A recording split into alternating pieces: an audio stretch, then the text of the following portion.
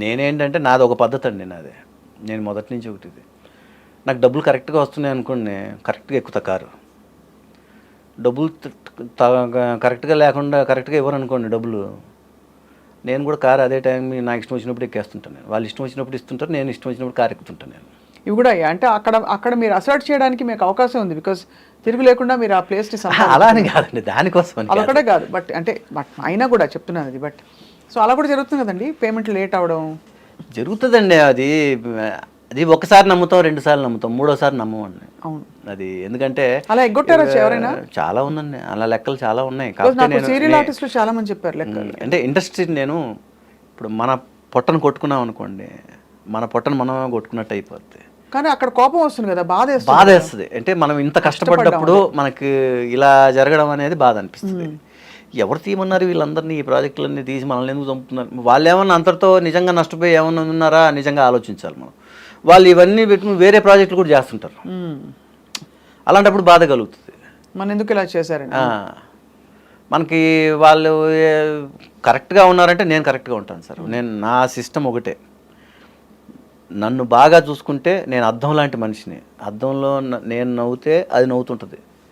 మీరు నన్ను బాగా చూసుకుంటే నేను మిమ్మల్ని బాగా చూసుకుంటా. మీరు నన్ను ఇబ్బంది పెట్టారా, నేను కూడా అలాగే ఉంటాను. నేను ఇలా అంటే అది నా ఇది. దీనివల్ల కొంతమంది నన్ను ఆర్టిస్ట్, నువ్వు ఇంత సీనియర్ ఆర్టిస్ట్, కొంచెం నేను చూసి అందరూ ఏమనుకుంటారు, నువ్వు చేసి కొంచెం ఇది లేదా ఇదంటే, నాకు చెప్పే బదులు ఫస్ట్ వాళ్ళకి చెప్పండి అంటుంటాను నేను. వాళ్ళకి చెప్పి వాళ్ళు ఓకే అంటే నేను కూడా ఓకే, పని చూసుకోండి అంటుండడమే. అంటే ఇది పొగరుగా చెప్పట్లేదు మేడం నేను. ఎందుకంటే మీ హక్కు, మీరు నిజాయితీగా ఇప్పుడు సార్. ఈటీవీ, ఆర్కే రాఘవేంద్రరావు గారి కంపెనీ, కొన్ని కంపెనీలు ఉన్నాయి. తర్వాత రీసెంట్గా శ్రీవల్లి చేసాం, మన అనిల్ కడియాల, ప్రవీణ కడియాల గారి బ్యానరు. ఇవన్నీ ఏంటంటే మేడం డిసిప్లిన్డ్ బ్యానర్స్ ఇవన్నీ. వాళ్ళ దగ్గర వెరీ పర్ఫెక్ట్ వాళ్ళు. సో వాళ్ళ దగ్గర మనం భయపడతాం మేడం. అయ్యో నేను ఒక 15 నిమిషాలు, హాఫ్ అన్ అవర్ లేట్ అయిందా, వెంటనే వెళ్ళి సారీ చెప్పుకొని ఇంకోసారి జరగకుండా చూసుకుంటాం మేడం. ఇంకోసారి జరగకుండా ఇలా మనమే వెళ్ళి సారీ చెప్తాం మనం. సో వాళ్ళు కరెక్ట్గా ఉండేటప్పుడు మనం కూడా కరెక్ట్గా ఉంటాం మేడం. నేను అది మొదటి నుంచి నేను అది ఫాలో చేసుకుంటాను మేడం. రాజ్కుమార్ గారు, ఇంతకాలం మీరు 35 సంవత్సరాల మీ ప్రయాణంలో గ్లామర్ మెయింటైన్ చేయడానికి ఏం చేస్తారు? ఏం ఫాలో అవుతారు? డయటా, నిద్ర, లేకపోతే ఏమైనా ప్రత్యేకంగా ప్రోడక్ట్స్ వాడతారా? ఏం లేదు మేడం, ఇప్పుడు నేను ఉన్నాను, ఏమి లేదు, మామూలుగా ఉన్నాను నేను. లైక్ ఇదేంటంటే మెయిన్గా మా అమ్మ నాన్న, మా father very big sportsman, it's a most handsome person అతను. ఇది వచ్చిందేమో అని నేను అనుకుంటా. అంతా వచ్చింది, ఆయన హైట్ రాలేదు నాకు. హైట్ అంటే బుల్లితెర మీద అసలు ఇమ్మెటీరియల్ కదా. అదే మేడం, నేను ఇప్పుడు నాకు రాఘవేంద్రరావు గారు మాట నాకు ఒకటి చాలా ఇష్టం. ఆయన ఎప్పుడు ఒక మాట అంటుంటారు, మనం బాగా కనపడాలని ఏం చేయాల్సిన అవసరం లేదు, మనలో ఉన్న మైనస్లను తీసేస్తే మన బాగుండేది ఆటోమేటిక్గా బయటకు వచ్చేస్తుంది ఆయన. ఎంత మంచి మాట మేడం. నేను అది ఫాలో చేసుకుని ఇప్పుడు నాలో మైనస్ హైట్ని ఎక్కడ కూడా వీడు పొట్టివాడు అని అనిపించుకోకుండా జాగ్రత్త పడుతుంటాను మేడం. మ్యాక్సిమం ఎక్కడైనా. ఇప్పుడు నేను ఫర్ ఎగ్జాంపుల్ మేడం శోభనా గారితో చేశా, మీకు తెలుసు కదా మేడం శోభనా గారు. అయ్యో, మహా బ్యూటిఫుల్ డాన్సర్, అద్భుతమైన ఫామ్ ఆవిడ పక్కన డ్యాన్స్ సాంగ్స్ చేసేటప్పుడు కూడా ఎక్కడ కూడా నేను తగ్గకుండా మెయింటైన్ చేసి, పాపం ఆవిడ కూడా పాపం అవరు కష్టపడరారు, ఇంకా ఫ్లాట్ చెప్పలు కూడా అని ఫ్లాట్ చెప్పలు తెప్పించుకుని వేసుకునేది ఆవిడ మన కోసం, అంత కోఆపరేట్ చేసేవాళ్ళు. తర్వాత కన్నడలో ప్రేమ గారు, మన శోభనా గారి కన్నా హైట్ ఆవిడ. ఆ కన్నడ సినిమా అయిపోయే వరకు నాకైతే మోకాలు నొప్పులు వచ్చేవి మేడం సాయంకాలం లోపల. ఎందుకంటే 3 inches మీరు ఆల్ ద టైమ్ మెయింటైన్ చేయాలి మీరు. ఇదంటే అసలు బాబోయ్, ముఖ్యంగా ఒక సాంగ్, ఆ 3 రోజులు 4 రోజులు సాంగ్ అయిపోయేలోపు ఈ రూమ్కి వెళ్ళగానే వేడి నీళ్ళలో కాళ్ళు పెట్టుకుని అలా కూర్చునేవాడిని నేను. అసలు ఆ హీల్స్తో ఆ డ్యాన్స్ ఆడి అలాగా. నాకు అప్పుడు సినిమాలు చేసేటప్పుడు సాంగ్స్లో నాకు మంచి పేరు మేడం.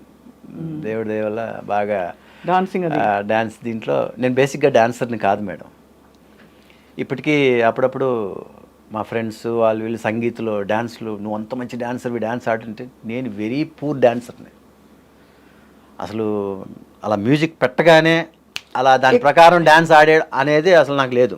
ఆ, నేను మాస్టర్ చెప్పింది ప్రాక్టీస్ చేసి చేసేవాడినే తప్ప. ఎలాంటి స్టెప్స్ ఎక్కువ వచ్చాయి మీకు? మాస్టర్స్ దగ్గర కొన్ని సిగ్నేచర్ స్టెప్స్ ఉంటాయి. ఉదాహరణగా తారా ప్రసాద్ మాస్టర్ గారి దగ్గర వాళ్ళకు ఒక సిగ్నేచర్ స్టెప్స్ ఉంటాయి వాళ్ళవి.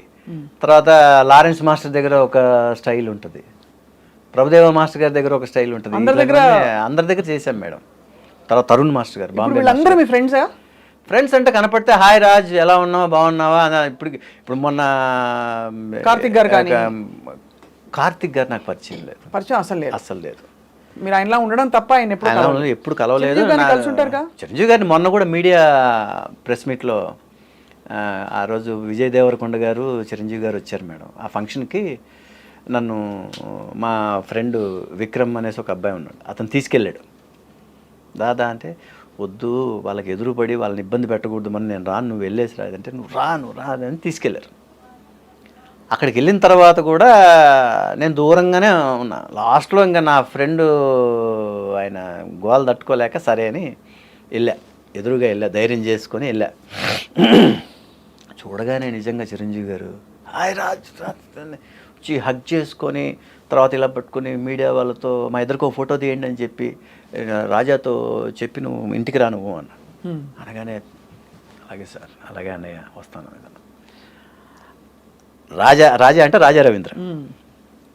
రాజా నాకు మంచి ఫ్రెండ్, మొదటి నుంచి మేము ఈ సీరియల్స్లో కూడా కలిసి యాక్ట్ చేస్తూనే వచ్చాం. మాకు తర్వాత నేను చెప్పా, రాజా అన్నయ్య చెప్పాడు ఇంటికి రమ్మన్నాడు అంటే, నేను చెప్తాను. ఫోన్ కూడా తీయట్లేదు ఆ రోజు నుంచి. నాకేం భయపడి చిరంజీవి గారు ఏమనుకుంటారో, రమ్మని చెప్తే రాలేదు చూడని అనుకుంటారు.